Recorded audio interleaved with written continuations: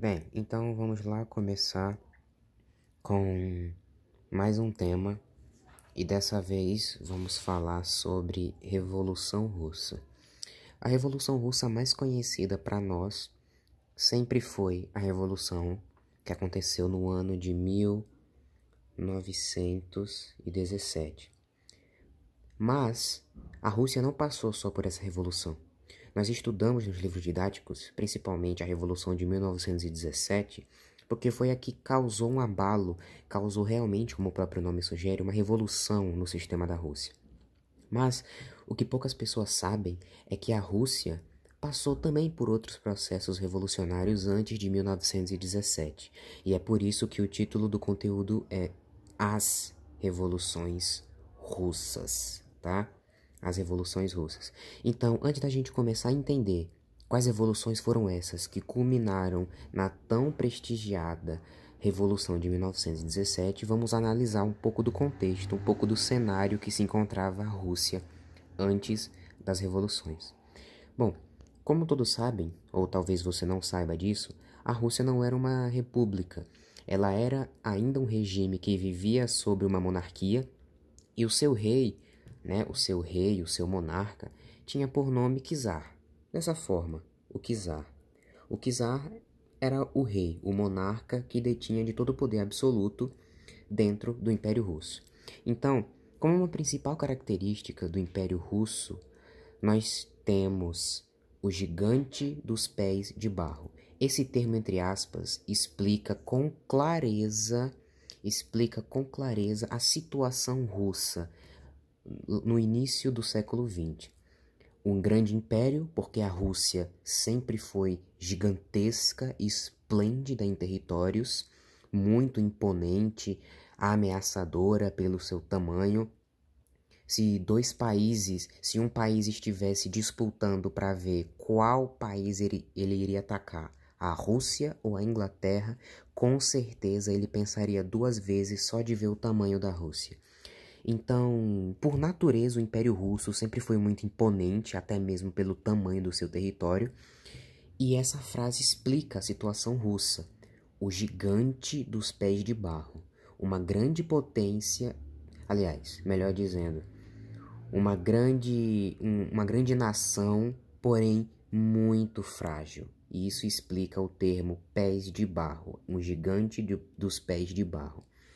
Como eu já havia dito, o regime do absolutismo, sob o comando dos czares, o czarismo, a concentração de terras, campesinato empobrecido, exploração e fome eram características do Império Russo também. Uma industrialização muito frágil, enquanto outras potências europeias já se especializavam na Segunda Revolução Industrial, o Império Russo, claro, pelo fato de ser absolutista, né, os czares não tinham, até aquele momento não tinham dado muita importância para o processo industrial. Então, nós contamos com apenas algumas capitais russas industrializadas e ainda assim uma industrialização bastante frágil. Uma burguesia frágil, né? Nós não temos a formação de uma classe burguesa. Por quê? Vamos usar o exemplo da Inglaterra. Um dos principais motivos que motivaram o abalo no sistema monárquico inglês e francês, principalmente, foi por causa da burguesia. A burguesia incentivou a Revolução Francesa, a burguesia incentivou também uma série de revoluções que culminou nas revoluções de 1848, Primavera dos Povos. Então, como a burguesia russa era muito frágil, por causa de uma industrialização também muito frágil, não havia muito poder de influência sobre as pessoas mais ricas. E ainda que houvesse esse poder, não havia essa visão moderna de querer se livrar do absolutismo, certo? E por último, nós temos a imagem de um proletariado completamente explorado.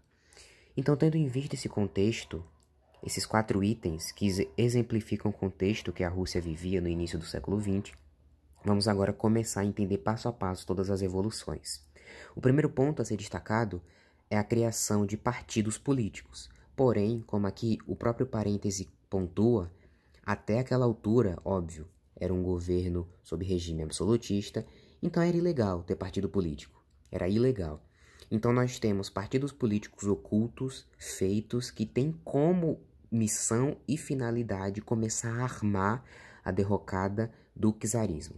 E dentre esses partidos políticos nós temos os cadetes, KD, constitucionalistas democráticos e o burguesia liberal parlamentar, semelhante ao modelo inglês.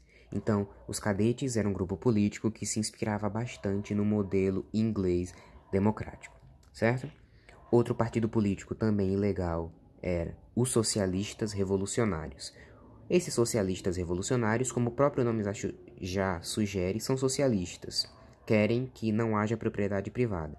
E revolucionários já sugere que eles são socialistas muito extremos, extremistas, a ponto de defenderem o anarquismo, a extinção completa de qualquer poder, de qualquer Estado. O próximo que nós temos aqui é o POSDR. E o partido POSDR, se eu não estou me enganando, essa sigla significa um partido dos operários socialistas democráticos russos. Se não foi isso, é algo muito próximo disso, mas eu não me recordo bem agora. Deve ser algo nessa conjuntura.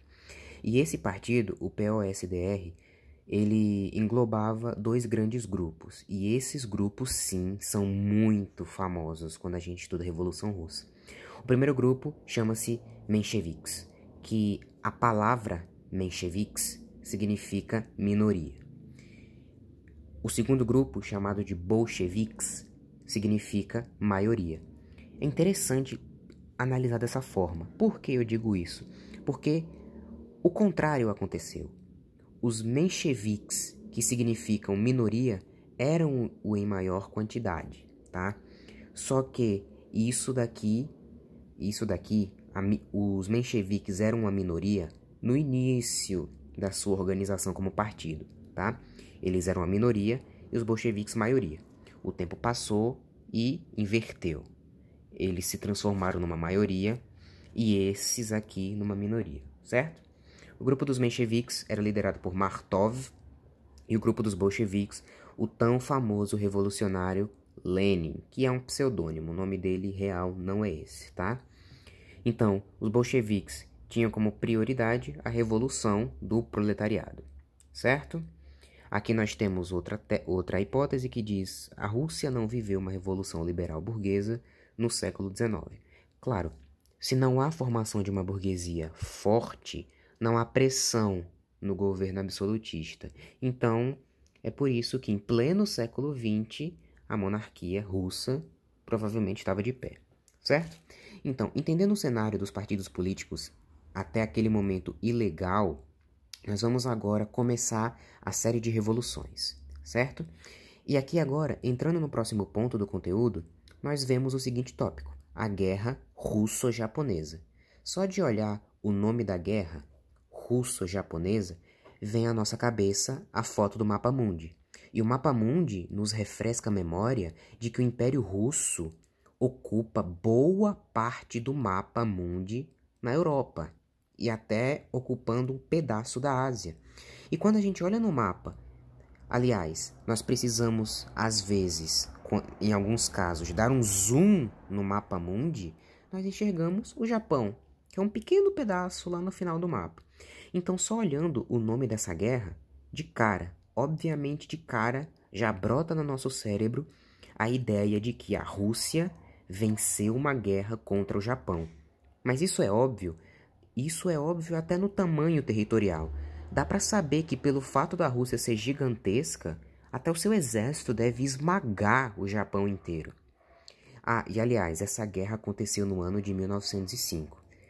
Mas, contrariando a lógica normal, a Rússia foi derrotada pelo Japão nessa guerra. E esse acontecimento culminou para revelar ao povo ainda mais o quão mórbido e frágil era o Império Russo. O desfecho dessa guerra russo-japonesa serviu para revelar ao povo, de fato, a tamanha fragilidade e insustentabilidade do Império Russo até aquele momento. Certo? Então vamos lá. Depois que essa guerra terminou e a Rússia foi humilhada, vários manifestantes organizaram uma caminhada pacífica pelas ruas. Então juntaram-se pessoas de todas as classes, intelectuais também, e eles foram para a praça onde ficava o czar, a praça do governo, onde ficava a sede do governo absolutista do czar, como uma organização pacífica. Claro, eles pensavam da seguinte forma, né? Olha, nós temos um rei.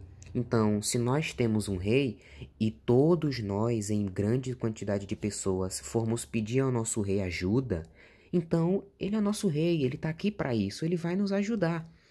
Essa foi o principal objetivo dessa organização pacífica, como um pedido de ajuda.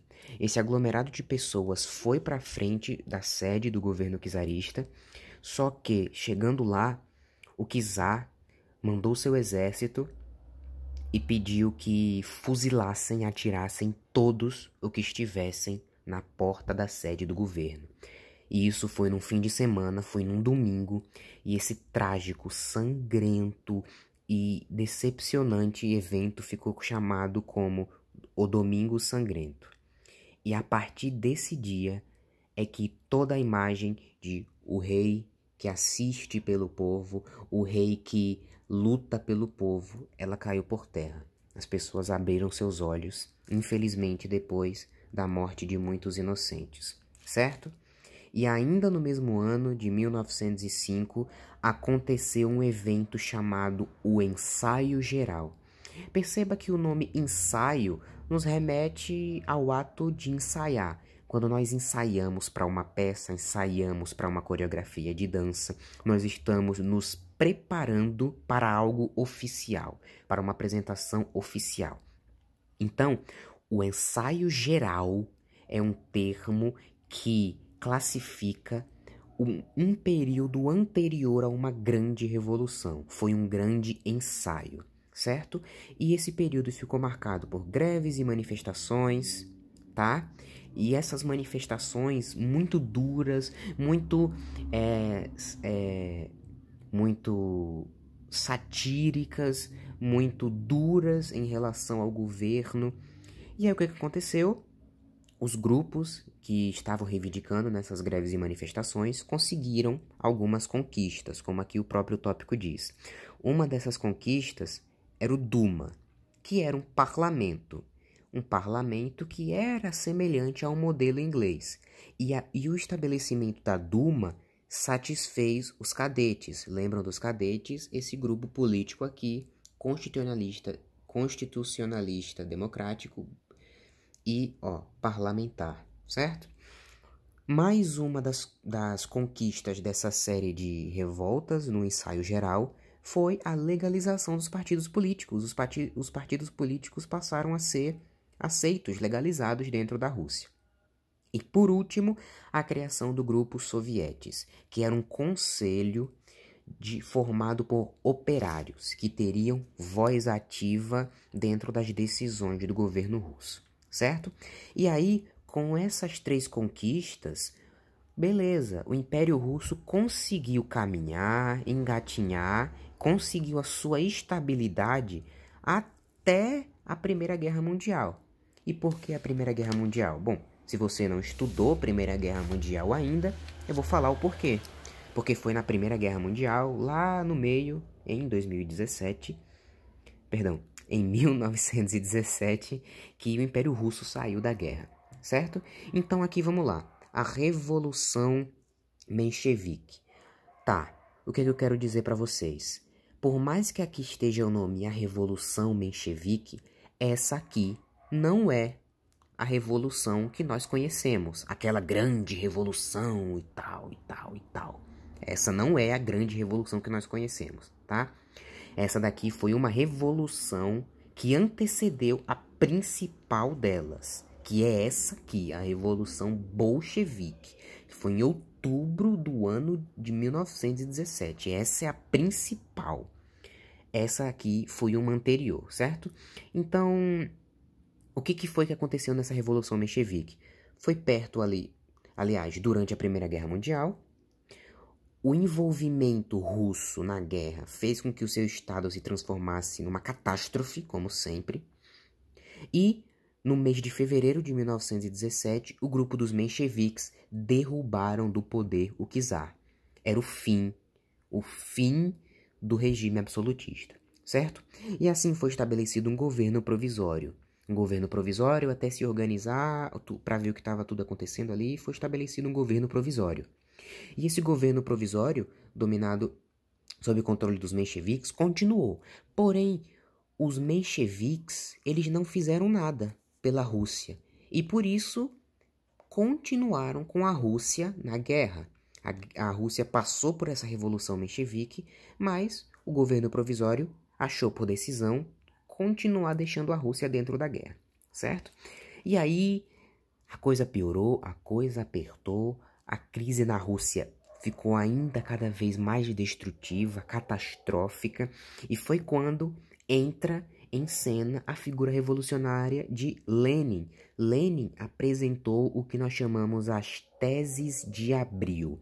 Porque, obviamente, foi no mês de abril que houve a apresentação dessas teses, certo? E uma das principais reivindicações das teses de abril defendidas por Lenin foi o PPT. Lenin dizia que o povo russo precisa de pão, paz e terra. Essas são as 3 siglas que estão em torno das teses de abril. E foi em outubro que finalmente aconteceu, culminou-se a revolução que nós tanto estudamos nos livros, a Revolução Russa de 1917. A Revolução Bolchevique. Lenin entra no poder como o novo líder revolucionário da França. Aqui nós temos um processo revolucionário nas cidades industriais. E aqui nós temos um destaque para a primeira revolução marxista da história. Lenin era um defensor dos ideais de Karl Marx. E o que aconteceu na Rússia em 1917 foi um marco, porque a filosofia mostrou, claro, não precisava provar para ninguém, mas comprovou que a filosofia de Karl Marx influenciou a história de um país através dessa primeira revolução. E aí, diferente do que a Revolução Menchevique fez, Lenin não pensou 2 vezes. Ele, assim que entrou como a liderança da Rússia, ele fez a imediata retirada da Rússia da Primeira Guerra, tá? Por quê? Porque Lenin, como aqui o próprio parêntese já diz, Lenin dizia: nós não podemos ficar nessa guerra. A guerra é por interesse capitalista. Eles estão lutando por interesses de terras, capitalismo. E nós não estamos de acordo com o capitalismo. E continuar nessa guerra nos fará piorar com a crise. Então, foi basicamente isso que aconteceu, certo? O Tratado de Brest-Litovsk, se eu não estou enganado aqui, o Tratado de Brest-Litovsk foi um tratado de não ataque que eles assinaram com a Alemanha. Eles assinaram o Tratado de Brest-Litovsk com a Alemanha para evitar o ataque, para que a Rússia se afastasse sem perigo de retaliação.